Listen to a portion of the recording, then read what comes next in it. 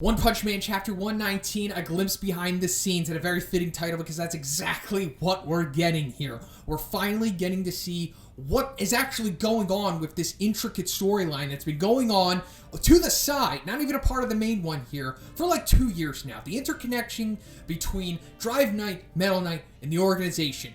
Who should we trust? Who should we not trust? What's real? What's not real? I don't know. Everything has been flipped up on its head now, but I do have a lot of stuff to talk about because I'm connecting the dots here. I've got a whole board of Bufoy on one side, Drive Knight on one side, organization, the Monster Association. I'm going in on this review, but I can't talk about everything in this review, obviously, because the video will be like 30 minutes long, and you guys hate when that happens. So I'm going to break up this discussion and all of the nuances of it into multiple videos throughout the weekend. But for now, let's just talk about everything that we can. So the chapter opens up with Drive Knight essentially saving face for Neon. He's like, look, he's not as weak as you guys thought. I just came prepared. I was able to collect data on him and observe him just rip through the support team, and then that's how I was able to overcome him. If I just went in bare bones, it would have been a different story. So yeah, that's fine. I think it's also probably one in Murata, like trying to tell us that, like, look, Neon wasn't weak. Yeah, he did get beasted, but it's only because of certain circumstances around this fight. But I also don't think it's underselling Drive Knight either. If his forms are in fact based on shogi pieces, then we have yet to see his full potential, and he still has an ultimate all-powerful form that will probably be revealed in the future. But either way, the result of the fight stands. Like, Drive Knight beasted Neon, and nothing has really changed. But anyway, this is where things are getting flipped on their head, because Drive Knight is starting to show his hand here. And I'll go into that as this goes on. But he says, in addition, I collected the enemy's battle data beforehand. I was able to gain the upper hand in battle due to these conditions. So then we see his, like, eye scanning it. So right there, that's already exactly what G5 did to Atomic Samurai and everyone else. That's exactly the same thing that he did. It's the same stuff that he said too. And now that we're talking about G5, let me start off by saying I was wrong. Okay, I was wrong about Drive Knight and G5 being one and the same person.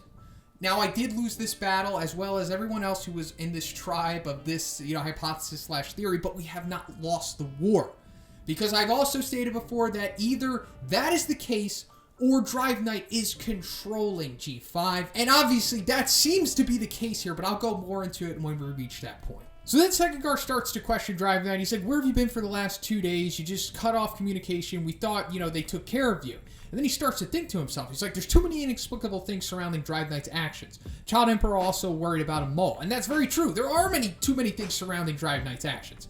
So then Drive Knight doesn't directly, say what it was, but he says going behind enemy lines to collect information.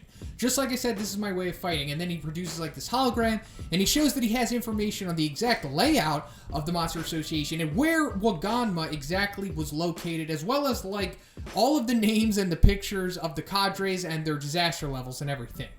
So, and then he explains how he got this by saying, I had to interrogate a few monsters to obtain this information, so it took a while. So we know for sure he definitely did interrogate one monster. He killed the rest of the monsters we saw him go after, but the one monster we can assume that gave him the location of the Monster Association, because after that, he gave the information to the Hero Association. He's like, look, I figured out where it is. It's in Z City, but then it never went any further than that. And then he comes up with this excuse saying that I had hoped to relay this information to the other heroes before they just went inside, but I didn't want to risk this information falling into the hands of a traitor, so I didn't contact you.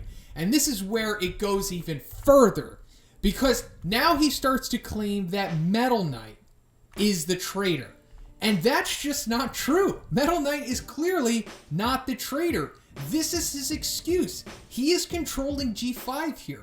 It's obvious, because all of the instances of Metal Knight with the Monster Association has shown that he is against them. Obviously, he went after Elder Centipede because he wanted to find out the location of the Monster Association. Not because he wanted to give them his Metal Knight drone for them to collect data and, control it. And I'll go more into why that's all BS also.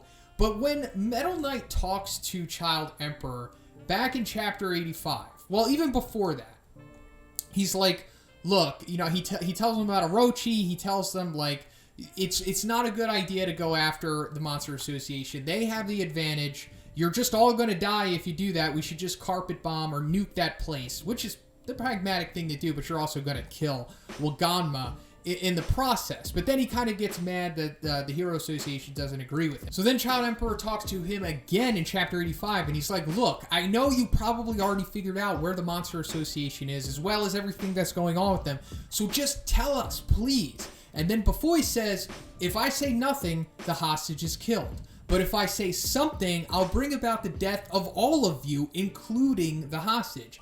Ethical choices should be informed by logic too.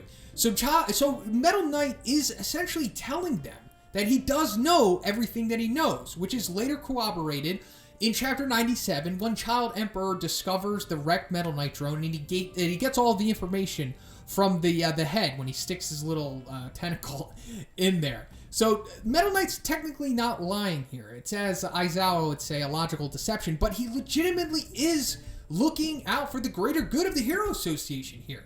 Like, he's like, yeah, Waganma dies, oh well, but I'm trying to save all of you. Like, if I tell you where this place is, you're all gonna die, so just let that piece of crap Waganma die. But then, he tells them about Orochi. So that right there, it's like, Metal Knight is not the traitor. He's not with the Monster Association. Drive Knight is friggin' lying, obviously. But then the cherry on top of this crazy sundae is the final thing that Metal Knight says to Child Emperor in Chapter 85.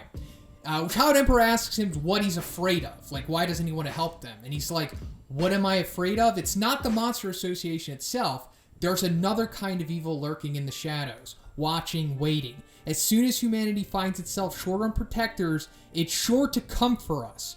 You take care. Do not trust anyone, even if they seem to be close. So that right there, he's talking about the organization Drive Knight. Metal Knight has already figured out all of this. That's crazy. I didn't really have a good understanding of what he was talking about here. I thought it could have been webcomic stuff. I thought, of course, maybe it could have been the organization, but there was just not enough information to support it yet. But now it's clear as day. He's talking about the organization here. This is incredible. And it's totally lining up with what Drive Knight's talking about in this chapter. Because he keeps saying, it's like, look, everybody is down here. Watchdog's man's gone. Metal Knight wants none of this. All of the effective A-class heroes have been taken out in the support team and by Garo. So it's like, who's protecting the Hero Association? And then it's like, what if something were to happen then? So he's trying to pin all of this on Metal Knight. He's trying to say, look, Metal Knight is, or essentially, Metal Knight by proxy of the Monster Association, because he's trying to, like, propagate fear into Sitch here by saying that, like, the Monster Association is going to hack Metal Knight and get all of his information, and then they're going to get in control of his arsenal. That's obviously not true, because, like, he's not even completely sure of himself. He's like, and that's not all. Dr. Bafoy's missile launch codes and his unmanned bomber control passwords might have also been leaked here. He's fear-mongering Sitch. And why is that? Because he just wants to know one thing. He wants to know that if the headquarters comes under attack next, do you think Blast will make an appearance? So he wants Blast for multiple reasons, and I'll go into that. First, I gotta gush over this Blast panel. This is awesome! This is the second time we're seeing Blast in the manga, and this is straight up what Blast looks like. This is what his uniform looks like, his costume. It's friggin' awesome. And yes, it does resemble a certain very popular fictional character, but you guys already know what I'm talking about if you've watched any of my Blast videos. But this is like straight up what Blast looks like, and it's very interesting because one wants us to see Blast here. He's giving us more information because when we originally saw what Blast looked like in Chapter 84, we only saw him from the back and just the top part of his head and like a little bit of his shoulder, and people thought he looked like Guts, and he kind of did in that panel. But then one wanted Murata to change that to a more ambiguous, shadowy figure in the volume, and thus that's how it looked like in Season 2 of the anime. But now, it's like, no, just straight up show them what Blast looks like. This is awesome. But not only does he just ask about Blast there, he asks about Blast again, and he uses the knocked out heroes as bait for him to get Second Guard for like an excuse to call Blast. He's like, look, all of these guys are incapacitated. We can't just leave them here. Are you sure you can't get in touch with Blast? And then Sekengar says something very interesting. He's like, I can't. Only a few association staff members can do that. So who is the select staff members that could do that? Because when we saw the executives talking about Blast, at least the mustache dude, they couldn't get in touch with him. And Sitch said that he just essentially does what he wants and he'll only come out on his own free will. So, like, if the executives can't get in touch with him, who are the association staff members that could do that, you know? It doesn't seem to be Sitch. Maybe it's Sitch, or maybe it's the Bearded Worker, you know, because the Bearded Worker is Blast. So why is Drive Knight so concerned about Blast? Well, it's exactly what Metal Knight was talking about the Child Emperor. Now that humanity is short on defenders, they're going to try to go after the Hero Association and just take over everything.